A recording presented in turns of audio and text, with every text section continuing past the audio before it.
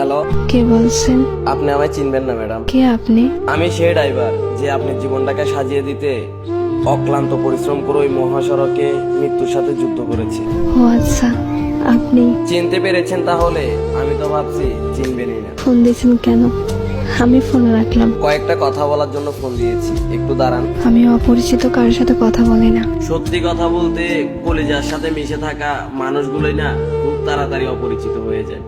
তো তো আর কিছু না, শুনলাম কাল নাকি আপনার বিয়ে। বিয়ের কথা জানেন, তাহলে এখন বলতেছেন কেন? আসলে আমার কিছু ভাই বন্ধু আমাকে বলেছে, তো তাদের কথাটা বিশ্বাস করতে পারিনি, তাই আপনার কাছ থেকে শোনার জন্য একটিবার ফোন দিয়েছি। ঠিকই শুনছেন, কাল আমার বিয়ে। কি বলবেন তাড়াতাড়ি বলেন। আর কিছুই বলার নেই, শুধু একটাই প্রশ্ন, আমার কি দোষ ছিল? আমার ভালোবাসায় তো কোনো কমতি ছিল না, শুধু পেশায় ড্রাইভার বলে আজ আমায় ছেড়ে কোনো প্রতিষ্ঠিত ছেলের হাত ধরে চলে যাচ্ছ তুমি।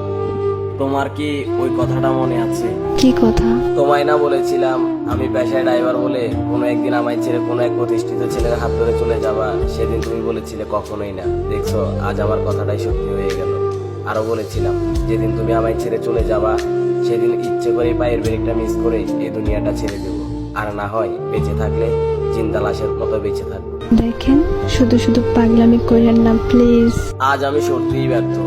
এই কথাটা শুনে যে আমার মুখে আমার মৃত্যুর কথাটা শুনে তুমি আমাকে বলতেছো পাগলামি করো না, অথচ যখন তোমার সাথে আমি জড়িয়েছিলাম তখন একটু করে মৃত্যুর কথাটা বললে তুমি বলতে তুমি মরে গেলে কি আমি বেঁচে থাকবো? আসলে ড্রাইভার হিসেবে কপালটাই খারাপ। চুপ করেন, এমন করে কেন কথা বলতেছেন? চিন্তা করো না প্রিয়, তুমি চলে যাওয়ার পরপরই নিশ্চুপ হয়ে যাব। বিশ্বাস করো, আজ নিজেকে আটকে রাখতে খুব কষ্ট হচ্ছে। এখন তুমি কোথায় আছো বলো না, প্লিজ বলো কোথায় আছো তুমি। বলবো না, বলে আর লাভ কি? জমের হাত থেকে কি আমায় ফিরাতে পারবে তুমি? মরে যাওয়ার আগে একটা কথা বলে যাই তোমায়, বলো তুমি। নিজের থেকেও বেশি ভালোবাসতাম তোমায়। তোমায় নিয়ে আমার অনেক স্বপ্ন ছিল, তোমার কোলে মাথা রেখে ঘুমাবো,